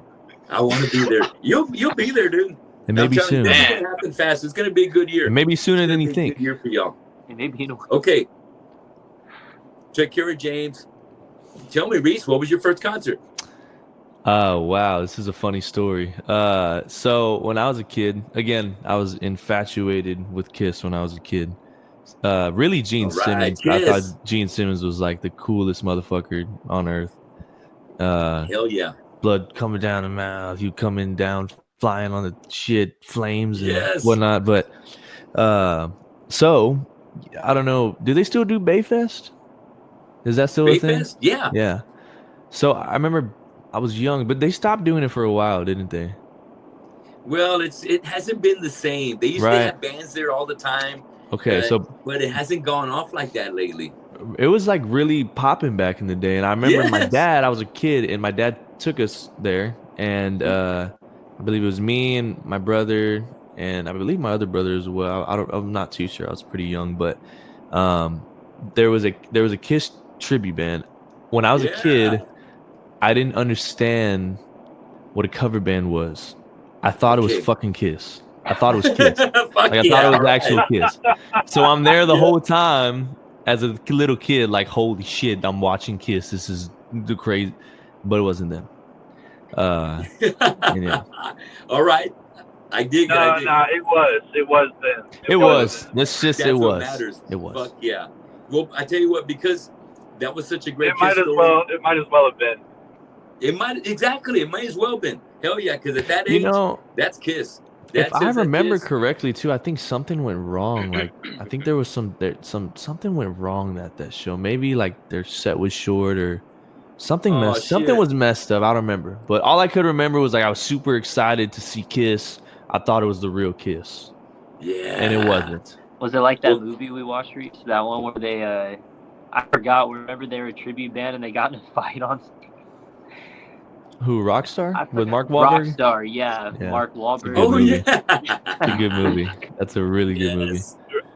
Shit is so and a big part of that. Yeah, that's an oldie but goodie. A huge part of it being a great movie is you get to look at Jennifer Aniston the whole time. So. Ooh, Jennifer. How can you beat that? You can't beat that. All right. Sure. Before I get to you, Cosme, I'm going to share my Kiss story. So I'm 54. When I was 6, I think it was the same year the Love Gun came out. But Buddy Holly was my first introduction to rock and roll, and I fell in love with rock. And from one end to the next, it went to rock, to ELO, to Styx, to Kiss. And when you saw Kiss, it was life-changing. Yep. And so it changed my life. I stole money from my mom almost every day to go to right now it's called Cons right there at Everhart Staples. There used to be a place called Albertsons there. It was an HEB, but they sold records and albums and cassettes. I took a $20 bill from my mom's purse almost every other day. Albertsons. You remember Albertsons? He told me about it. It was like Walmart. Yes, exactly. Like back in the day. Yeah, back in the day, man. I was in elementary school, and I would take $20 from my mom, drive down there. I didn't have to go to. I went to Windsor Park. I didn't have to go there till 9 o'clock. So I rode my bike to Albertsons about 8 o'clock, buy whatever Kiss album they had that I didn't have already, until I bought them all. I got busted, and it was a fucked up day. Where'd you get these records? How'd you get them? Huh? Your mom. How'd you get these? Oh yeah, I got to keep them. I got to keep them. Yes. But I got fucking, oh my God. It wasn't a beating, but it may as well have been a beating because I was just, my parents were divorced and it was just, oh, my mom, she's a saint. Thanks for forgiving me. And thank you, Dad, for not killing me. But the point of the thing was I was a fucking Kiss fanatic. And by the time I turned 9, my Aunt Becky and my Aunt Mary bought me a ticket to go see Kiss on the Dynasty Tour in San Antonio. Wow. And we went on the C101 party bus when that existed, and there was drinking and smoking and fucking Kiss cranked all the way over there. And then I saw Gene Simmons finally in person, blowing fire, spitting blood, doing the bass solo. Every kid's dream about it, dude. I was like, Reece, sign me up, Rockstar, forever. You know, dude, so that would have been prime time to go see him around that time. That was period, the last one before they took their makeup off. It was a shit. Oh. Ace was still there, man. So that was 79. Here I am 54 years later, still a huge Kiss fan. Did you guys go see him when they came here a couple years ago? I didn't know. That was during COVID, or right during COVID. After it was a little after. A little after, right? Yeah. An unbelievable No, I didn't show get still. Was it great? I heard it was great. Yes. Okay, Yeah. Cosme, tell me. First concert, brother. First concert, man. Black Sabbath, San Antonio, the last Texas Was show. it the Heaven and Hell? It was in 2016, I think, or 2015. Fuck. It was the last date, I think, of their tour, the end tour, and they had That's it. they had a fucking badass show. That was Ozzy, yes. With Ozzy, Tony was there, Geezer, and then they had Tommy Clefitos on drums. Tommy, yeah, dude. Yes. I thought Ozzy was banned from San Antonio. Oh no, they let his ass back. Yeah, They better. Ozzy, They man. better. Yeah, they Ozzy. better. Hey, Ozzy, man, I love Ozzy. Okay, I love that one. Okay, I know we're getting a little long. We're a little over an hour here. It's all good. So let's just jump keep to it going. draw the line. Okay. I tell you what, real quick. The last question I had was, and we'll go around the table real quick, starting with Parker. I know he's still there. We got aspirations. This is going to be a big year, but there's also plenty more years of growth for Identity Crisis. But when it comes to a tour, starting with Parker, what dream tour would you like to be with? Give me 3 bands you want to tour with. Great question. A lot of artists that I listen to. I don't listen to any rap or anything like that. So a lot of the artists that I listen to, I'm just gonna say it bluntly, a lot of them aren't playing anymore. But that's cool. Shout them out. But for the ones that still are, I obviously I think I'm a huge Alice in Chains fan. Jerry Cantrell is my number one, my hero. Yes. I actually got the chance to see Jerry a couple months ago with my dad in San Antonio. That was amazing. Oh hell yeah! But so Alice in Chains would be my or I guess I gotta go in a different order. Gosh, it's like picking my favorite bands. Yes, bring them on. I also swear by Pearl Jam. I love Pearl Jam to the day I die. Yes, they're in there. So I think these guys are Pearl too Jam, stubborn to go see them with me, as much as you love them. Yeah, Make it happen. Money, Hey, man. you didn't buy me tickets, bro. Ah, right. I would have had a ticket if I would have known y'all sooner. True. Yeah, there you go. All right. So Pearl Jam, Alice in Chains, and then gosh, what about a third one? I really don't know. I mean, who's still going right now? Could it be dead, or would they have to be alive? No, they can be legends. Oh, They have to be legends, dead or alive? dead or alive. Dead or Give me alive. one. All right. I mean, it would have to be Kurt Cobain from Nirvana for me. Oh shit! Okay. I know that's a hell lot of a people lineup right there. Yeah, I know Nirvana is it's something that's kind of cemented into our pop culture, but a lot of people, I love Nirvana for who they are. I think Nirvana was the first band that really did it for me, you know. So Yeah. I really owe a lot of my musical inspiration and you know my reason for doing this to those guys. So I think Nirvana would be on that list. I would love to open for them. That would be great, and you guys would be fucking perfect to open up for that lineup. Hell yes. Yeah. Okay. So James. Alice in Chains, Pearl Jam, Nirvana for me. That's right. Alice in Chains, Pearl Jam, The grunge Nirvana. lineup. Love it. all grunge. Dude, top 3, Hey. literally. If some of these overlap, that's fucking fine. This is your dream concert. You know what I mean? Yeah. So if Pearl Jam comes up again, Alice I'm in over here Chains, thinking bring about it up because they deserve to be there. Give me some, James. Man, like, I just don't know what to say because there's so many bands. Like, I grew up, like, when I up until like 7th grade, I listened to strictly rock, and then whenever I got past 7th grade, it was like rap was a cool thing to listen to. So I listened to rap music. Rap is a huge part of I love rap music because I listened to it from 7th grade all the way till now. But I mean, really now I mainly listen to rock. But That's fine. Throw a rap artist in there too. I don't care. Who I would want. That's all good. I remember when I was younger, when I was super young, I used to love Linkin Park, and I used to love Social Distortion. And of course, I love Pearl Jam, Alice in Chains. I love Stone Temple Pilots. I love all of Nirvana. Actually, Nirvana for me, to be honest, I never listened to Nirvana that much. Not as much as Parker. I don't know if I give you an answer, to be honest. Like a dream tour. My dream tour would be practice headlining. Okay, I dig it. All right. Well, who's opening for you if you're headlining? 3 bands. Shoot, I guess. Well, I wouldn't want to disrespect the greats if we were headlining, because then I would say, like, if we were headlining, it would be like new talent. But if I wouldn't want to disrespect Eddie Vedder. I don't know, all those great bands. For me, I really like STP right now. I think that's who I listen to the most. So I guess if we had a lineup of us and STP. I love Juice WRLD too. That was one of my favorite artists, rap artists.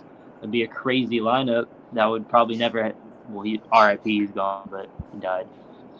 I don't know. I couldn't give you like a real answer to that, honestly. I don't know. All right. I think you gave me a lot of good favorites, though. You gave me a lot of good favorites. And what do you think, Reece? Who's going to be on your dream tour? Believe it or not, I'm gonna have to go with Pearl Jam. And then I'm gonna have to. Oh my God! And then really? Yeah, that's right. Real quick, I named my son Stone after Stone Gossard. No shit! Wow. Yeah, no way. That's cool. Oh, that's absolutely. His awesome. birthday's tomorrow. He's gonna turn 24. Wow, man, that's awesome. Tell him we said happy birthday. Yep, I sure will, dude. Because I love Pearl Jam, but I thought Stone is a fucking killer name. He's so a Stone genius. Gossard, I was like, cool. He is a Some genius, folks, because at that same time, Steve Austin, Stone Cold, they thought I named him after the wrestler. I'm like, no, not after the wrestler. Stone Gossard. And they're like, oh, that genius guy. songwriter, guitar player. Yeah.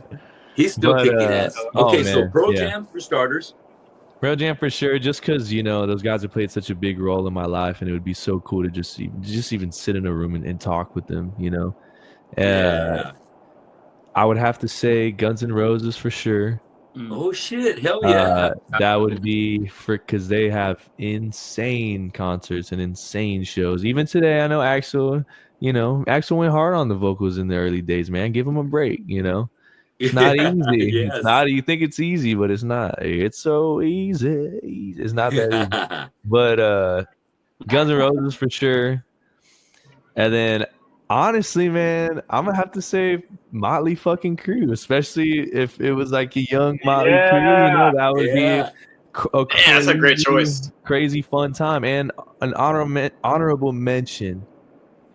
I'm gonna have to say Queen. I love Freddie Mercury. I think it would be so cool to experience, being around them as well would be fucking insane. Great lineups right there. I'm starting to think now, Guns N' Roses, that would be Axl in his prime and all those people in their prime. That would probably be who I would want to play. I saw Motley Crue in their prime would be awesome. Oh, man. Motley Crue too, would be. We'd have so much fun with those guys. We wouldn't be able to hang.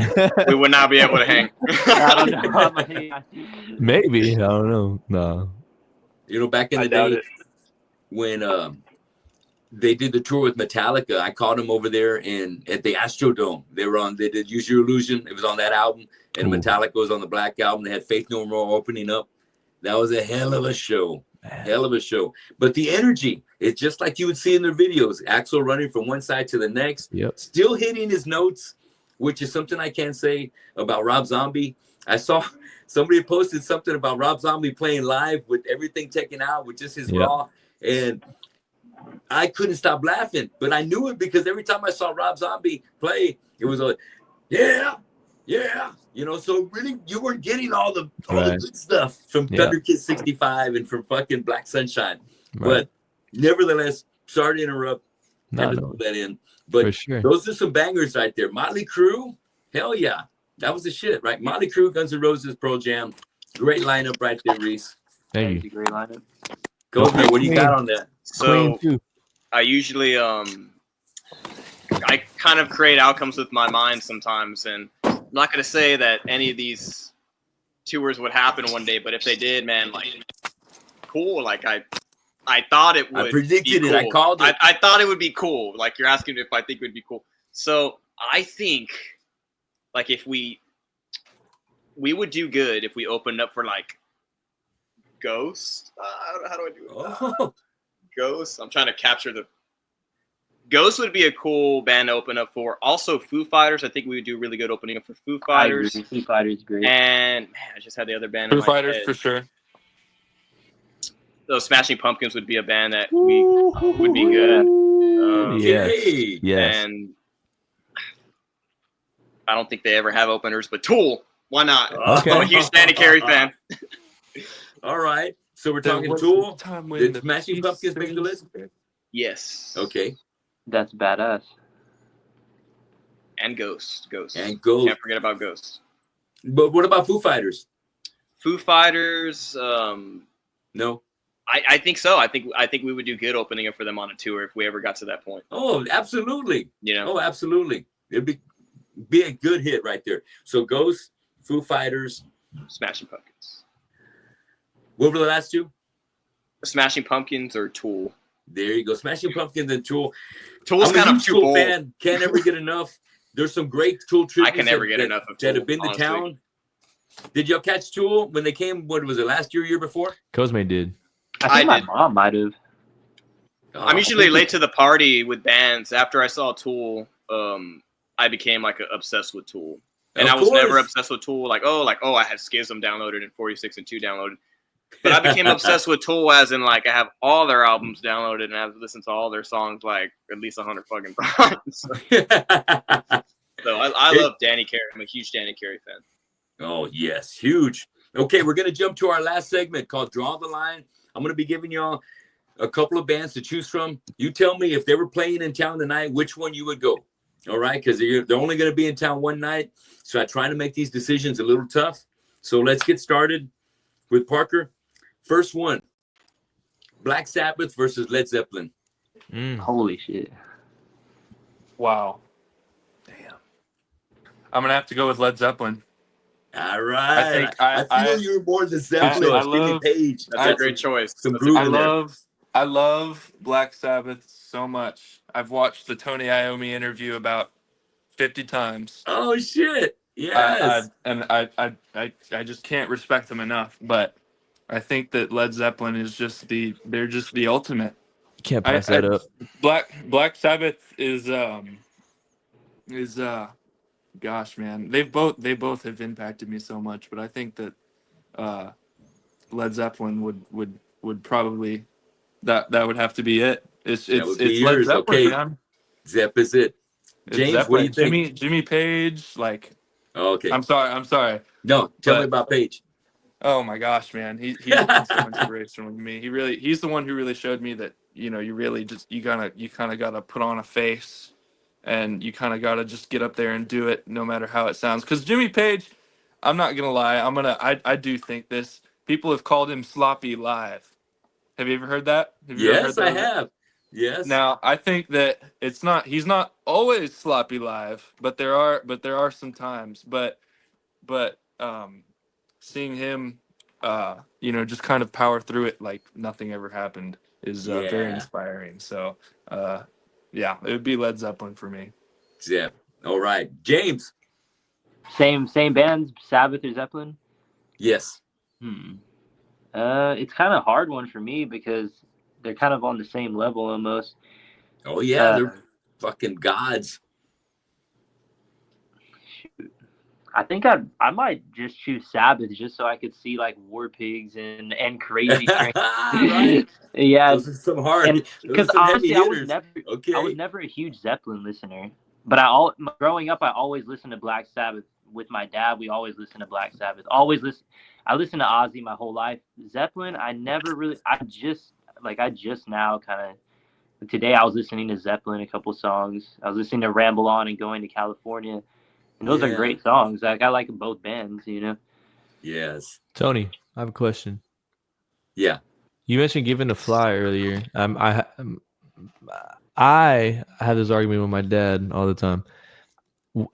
I wasn't alive when Given to Fly came out, but he told me when Given to Fly came out, people said that it sounded similar to Going in California. I think they kind of do sound a little similar in the riff, or it's the same key, and then like the vocal melody is a little similar in the beginning. My dad swears it doesn't sound similar. What do you think? I'm gonna stick with your dad, man, because I've never thought hearing Given to Fly, do I think it sounds like anybody else. Really? Now keep in mind, I've seen shit on America's Got Talent where guys have played 3 chords and they played like fucking 30 hit songs that we've all heard before. And it's like, hey, how does this fucking work? But it works. So let me tell you something funny. So I had never heard I've known Given to Fly my whole life. I had never heard Going to California before. When I heard Going to California for the first time, no way. I thought, this is that fucking Pearl Jam song. Right? And then I realized, oh, this is before Pearl Jam. So I don't know, man. Well, maybe Stone Gossard might owe Jimmy Page a sandwich. I think Mike did one. that. I think Mike did that. Oh, that Mike Genie. Okay, all right. Well, yeah, Mike might owe him. He may have spent a lot of time getting influenced by that one right there, and so it just kind of worked its way into a Pearl Jam song. Both great songs, though. Either way, huge songs. Yeah. So, what do you think, Black Sabbath or Zeppelin? Reece Zeppelin. All right, all right. No doubt in my mind. I see a little Jimmy. I'm sorry, take that Robert back. Plant. But one of the greats. Jesus. Oh, how do I forget something like this? Son of a bitch. I don't want you to tell me, but Robert Plant. Yeah. And some of your moves, the way you pull your hair back like that when you're singing like that. Yeah. So keep rocking it. Cosme, Sabbath or Zeppelin? I've seen Sabbath. I'm going to have to go with Led Zeppelin. I'm going to sneak backstage, say I work sound for the venue, and we're going to go fucking party with the band. And we're going to go drink with Bonham. I'm going to drink with Bonham. I'm going to talk it up with Page, John Paul Jones. We're going to chill. And Robert Plant. We're going to chill. Right. You know? Oh, those are guys right there. Great choices. Have a cup of tea with him. Moving back to Parker. Let's go to Stone Temple Pilots versus Smashing Pumpkins. Smashing Pumpkins. Billy Corgan is he's been an inspiration to me since I was 12, and he was one of the first people besides Kurt that I really took an interest to and dove deep. And he also got me started on Fender Strats, because I know how he loves his Strats, or he did in the early days. So he was the guy who kind of got me started down the gearhead path, because I know he's very adamant about his gear and all that stuff. So it would be Smashing Pumpkins for me. Stone Temple Pilots, don't get me wrong, one of the best bands of the 90s, one of the best bands out there in my opinion. Not in terms of technicality, but in terms of just pure music and ability. Yes. And musicianship, but I think it would have to be Smashing Pumpkins for me. I've never seen them, and I still want to go see them, because they still play. They still play. Yep. I really want to go see them, so it would be Smashing Pumpkins for me. Great answer right there. All right, so what do you think, Stone Temple Pilots or Smashing Pumpkins, James? Well, I'm gonna say STP, because that's like my favorite band right now. But I really do like the Smashing Pumpkins. We covered Smashing Pumpkins, and I think Mayonnaise is probably, for me, that's probably like now. Like I had different opinions at first, but that's probably the best song out of the two bands. That I think that's an amazing song. And when we cover it, it just feels like you could just feel the energy whenever we would play it, shows and stuff. Like we'll do original set and put one cover in. We'll do like Cherub Rock or Mayonnaise. And those songs are really fun to play. Like I love both bands, but SCP is like my favorite band right now. So I had to go with them. Very cool. And I'd like to hear one of your versions on the STP. Fuck yeah. I mean, of the Smashing Pumpkins, Cherub Rock, man. That's a good one right there. Okay, yeah, both of the songs, great.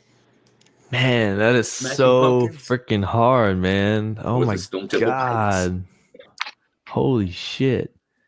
Fuck. You know, I'm gonna have to say, and for one reason only, I would see Stone Temple Pilots. This is obviously assuming that Scott Weiland is still Yes. alive, Yes. right? That's right. I'm gonna have to go with STP only for that reason, because I mean we could still see Smashing Pumpkins if we like, you know. Okay. I dig it. All right. So the fact that Scott Weiland's no longer here, and if we did have the opportunity to see that, I would probably choose that over Smashing Pumpkins. Yeah. Damn, bro, you keep making me like rethink my answer, because Yeah, I'm that like, was a good. because he's like, dang, he's not here anymore, so to be able to see him would be like, Their you know what I'm new saying? singer is badass, man. STP. He is phenomenal. I don't know if have you seen him, Tony? What's his name? No. Oh man, I could not tell you his name off the top of my head. I think it's Jesse something, man. I don't know, but he's fucking incredible.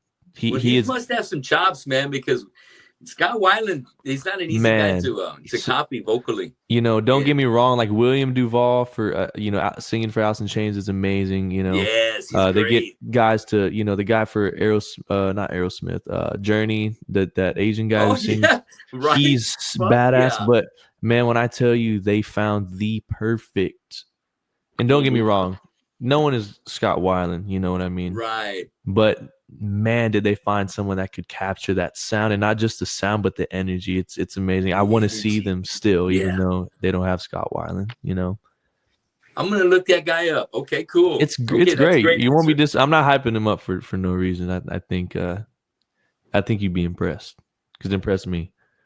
Cool. I will definitely check him out. Cosme, which way do you stand on those two? I want to go. STP? I want to go see Jimmy Chamberlain play drums. So I'm gonna go with Oh, Smashing there you Pumpkins. go. Yeah. Oh man, just And when they were fucking hitting it big, right? Shit. Parker's actually the one that got me into Smashing Pumpkins. Like, Rest in listen to them peace. more. Rest in peace, man. Shit. I knew you would love Jimmy Chamberlain, because he is incredible. The drummer for Smashing Pumpkins, he is unbelievable. Yeah, I'll take the Smashing If you really Pumpkins listen to the tickets. drums on especially the first record, Gish. Yeah. That That's record, some great shit, man. God, the drumming on that record's great. It's crazy. I knew you would love him, Cosme. It's sought out music for sure. Like the whole production, their whole production. Big time, big time. Okay, great. Next one. Parker, Nirvana versus Foo Fighters. And of course, Kurt's alive. That's what I'm saying. Nirvana. It's Nirvana, man. It's Nirvana. Kurt. Okay, Come on, Kurt. man. Come on. Kurt, man. No, I don't know. This is a little different one. You know, Dave, Yeah. We got Dave kicking ass. Dave's one of the powerhouses of rock music nowadays. And well, you're seeing Dave either way. I would have liked to have seen Dave drumming in his prime back then. Oh, that would have been sharp, yeah. Because I watched the videos, and he just seemed like a fucking basher. Yes, man, that fucker hits hard. Yes. Butch Vig, who produced their first record, he actually told a story about how when they were recording "Smells Like Teen Spirit," the snare was tuned to whatever pitch. By the end of the song, he beat the drum so hard the drum submitted and fell 2 full steps by the end of the song. That's how hard he hit the drums. Fuck yeah. Yeah. Well, it sounds like it on the production. That's one of the best productions you hear that, Cosme? I've heard. Almost like the Black Album. I've experienced that. Fucking great. Yeah. You tune your snare to A, and then you check it afterwards in post, and oh man, the overtone's a G now. I hit it so hard shit, it right? submitted. That's badass. Hell yeah. Okay, James, you're next. Foo Fighters, Nirvana. I'm gonna have to say Nirvana, because it's Kurt Cobain and Nirvana. And really, I never listened to Nirvana like that. I was never like a huge fan, but I do think they have great music. Of course, there's music I do listen to by Nirvana, but I just want to see Kurt Cobain, play, and the legend himself. And I do love the Foo Fighters too. I love them too. But it's kind of an easy one for me. Nirvana, I just want to see the legends play together, and also Got a Dave lot of Grohl's hits. That's right. Well, don't forget Taylor's not with us either. So we got a lot of love for Taylor in the booth. Rest in Yeah, peace. a great drummer. That video of his Yes. son drumming. Another hard hitter. So sad. For Dave to get someone in his band, they got to be at least as good as him, if not better. So that says a he has lot high in itself standards because already. And he left he took it Alanis to that next level. to So do no that. wonder that we just, nothing but such a kick-ass band with those guys rocking together. Yep. So what do you think, Reece? Nirvana, man. Or Nirvana as well. Nirvana. Okay, all right. Yeah. All right. Yeah, That's same not reason bad. as why I picked Stone Temple Pilots, you know what I mean, over Smashing Pumpkins. Yeah. So I've never had I had an opportunity to see them in Utero when they were in San Antonio for that tour. But it was a bad time and I didn't have the money. I remember the ticket money. I wanted to get it and I missed out. And next thing you know, shit hits the fan. I don't get to see him at all. But yeah, damn. Great concerts like Live at the Paramount. Great stuff, and the energy level that all three of them brought was amazing. Yeah. I watched that shit religiously. Live at the Paramount. That's it for dude. me. Great stuff. Yeah. Okay, Cosme, give me that. It's gonna be Nirvana or the Foo Fighters. It's gonna be Nirvana, and I honestly just want to see Kurt in his prime doing his thing, and Grohl, man, with Kurt, that's something to see. Yeah. They really did a fucking badass job on that. Was amazing, dude. Cursed, he was a really good Chris. Chris, he was really good. Oh yes. Okay, I love it. Okay, we got Nirvana all across the board. Let's move on. I got two more, and we're gonna wrap it. This one is gonna be between. Golly, I know where Reece is gonna go with this, so let's knock that out real quick. Reece, Pearl Jam versus Bush. Me? Yeah, he's like, okay, why even ask you, right? Pearl Jam all day, right? Does Gavin Rossdale and Bush even stand a chance in your eyes? I love Bush. Bushes. I love Gavin Rossdale. Yeah, Gavin they're Rossdale's pretty They're great against each other. They're great. But man, Pearl Jam's hard to beat, man. It's hard to beat. Okay, all right. Hell yes. Okay, Pearl Jam. Let's change it up a little bit. Cosme, what do you think? Pearl Jam or Bush? I'm gonna go with Pearl Jam, and I better be going with Reece, and he's buying all the beer. Man, you treat. Put it on my credit card. Put it on my credit card. I'm gonna go with Bush just because I want to disagree with everyone here. I'm just. We love Bush though. Nothing against Bush. I love Bush. We cover a Bush song, and I didn't know. Which actually one? didn't know anything about Bush before James and Reece put me on. That's the jam. Come Down. That's the fucking jam. When I heard "Come Down," that song really blew me away. But Glycerine was the one that got me, man. That was Pearl like Jam, man. Glycerine's a hit. Yes, hell yeah. I like the way he changed. His lyrics. Me, I'm one that likes to write lyrics that are logical. Right. And Glycerine doesn't make any sense. It doesn't. You know what I mean? If you're trying to make some sense, it's about this or it's about that. To me, I can't figure it out, and it doesn't really matter because it just sounds great. He's a great writer. Everything just fucking sounds beautiful. It just works. It works. Yeah, it fucking works. Hell yeah. And you know what? It's just one of those things where I can't write a song where it's going to be abstract. It's always got to rhyme, and it's got to have some sort of message. Sometimes in a way, it like people that write songs like that, it's like I said, it works. You know? It does. But it's so interesting. I feel like I just got to let myself be free and just kind of be a little bit more open-minded.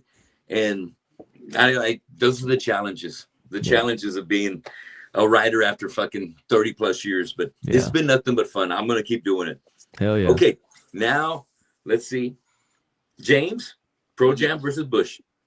Pearl Jam. Like Pearl Jam is one of my favorite bands too. It's funny because when I first started listening to rock again, after I went through like a hip hop rap phase for a long time, my top 3 songs that I listened to every day I lived in Houston for a little bit. I was playing soccer up there.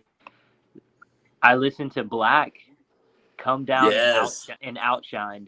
Every day I listened to those 3 songs, and Come Down was like Come Down was one of my favorites, and Black, and Outshine by Soundgarden. I listened to those songs like on the way to practice. I just listened to them singing at the top of my lungs in the car. Like those three were probably three of my favorite grunge songs. Mm-hmm. Good ones. Good ones right there. Okay, all right. Fuck yeah. Okay, last one. Starting with Parker. Soundgarden versus Alice in Chains. Gosh. No. That's I'm telling you, Chris Cornell, No. Lane That's Staley, a really good one. That's a really good fucking one. Jerry Cantrell versus, give me his fucking name. Kim Thile. Yes, fucking Dude, Kim Thile. Yes, man. Fuck yeah. Dude, I was watching just yesterday. I was watching the Rick Beato interview with Chris and Kim Thile.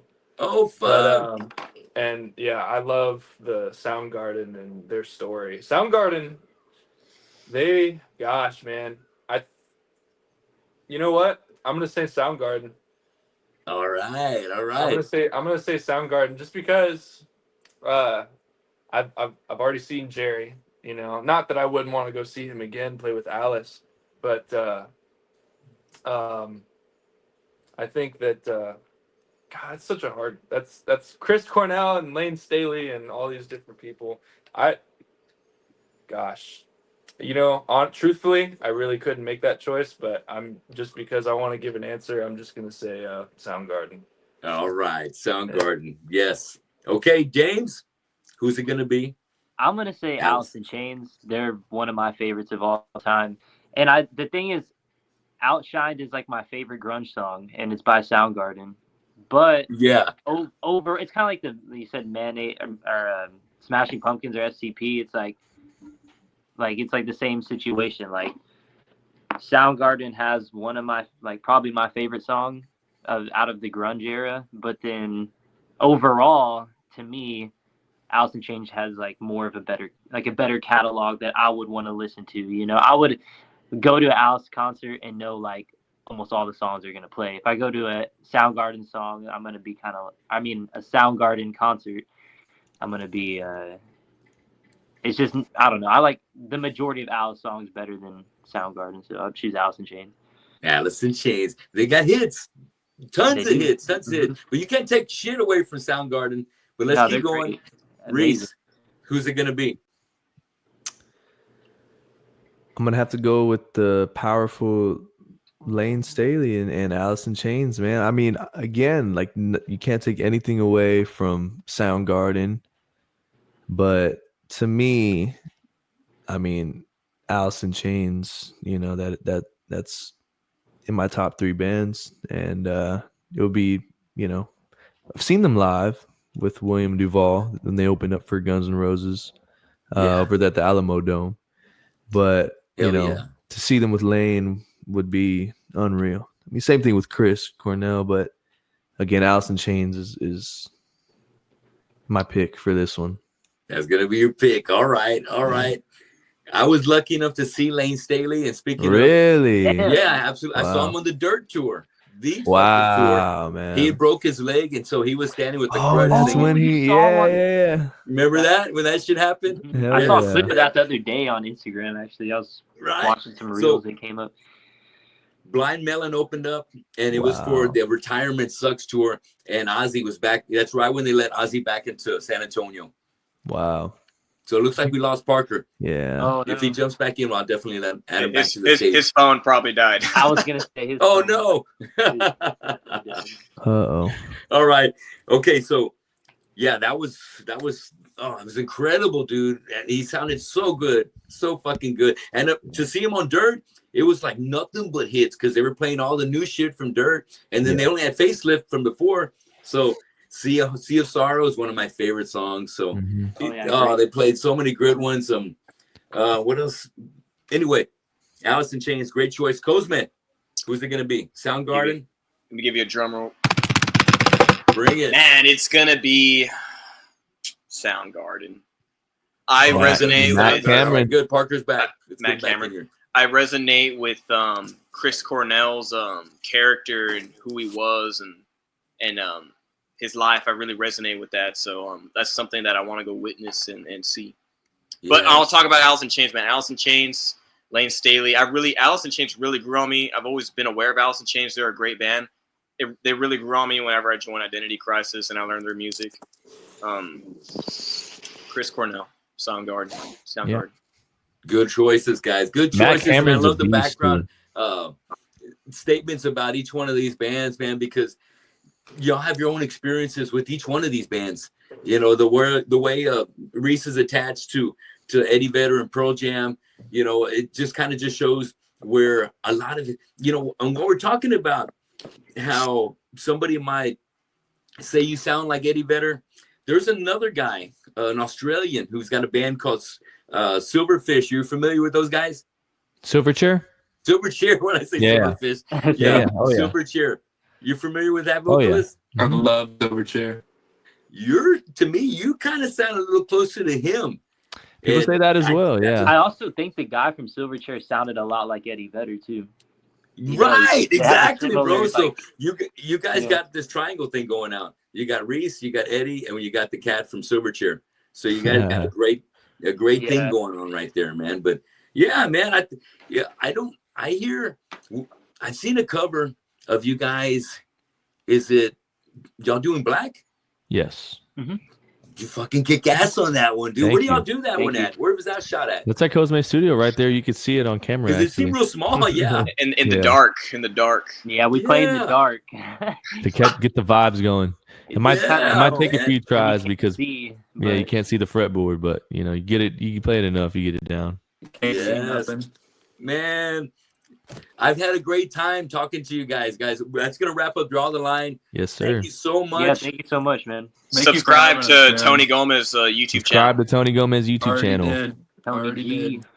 I appreciate South it. Texas Thank you rock so much. Metal. Where can we catch you guys playing live next? Man, should we do it? Just say All it.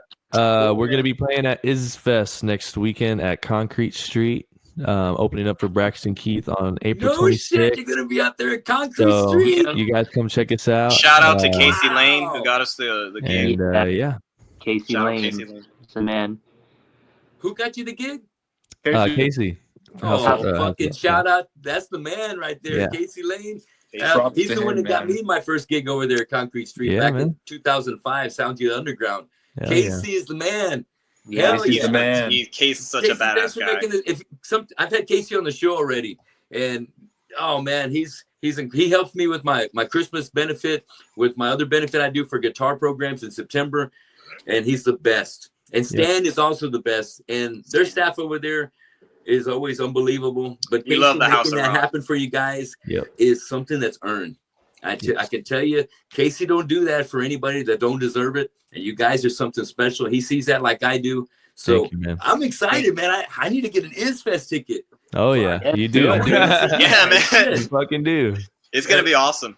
See it, Parker. If you know anybody, or if any of you guys are at A&M that can get a ticket that doesn't want to go, tell them I'll give them $25 for a ticket just so I can go see you guys. Hell yeah. I was just talking to my And I'll be there at coworkers Panda today. Express. Just come by. You're making me hungry. I'm good for it. I'm Hell good yeah, for it. Tony. I can't say I'll trade you for food because I'll get my ass fired. But Hey, we could, $25, whatever. Yeah. Chicken teriyaki, man. Chicken teriyaki.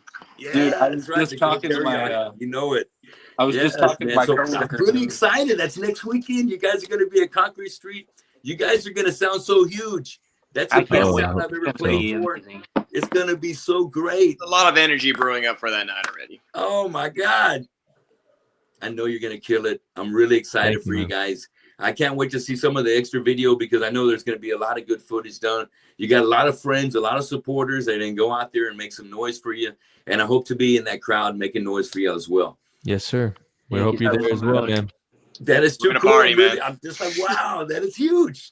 Okay, so real quick, we had a lot of people in the show tonight, at least over 20, almost 25 at one time. I'm just going to give a shout out to a lot of some of the names of the people that were in here tonight. Patricia Contreras, thanks for showing up tonight, coming out. Hell yeah. John Martinez. John said he's going to be there. Excellent, John. Thank you, John. Joaquin Rangel. P&M Productions.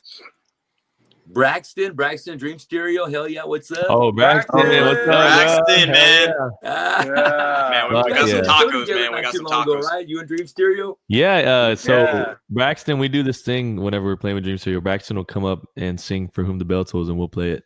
And it's pretty cool. He told me about that. I was like, what? Yeah. Fuck yeah. So much fun, dude. Yeah. Alex Braxton. Me to go up there and sing a song with them next time too. So. Do it.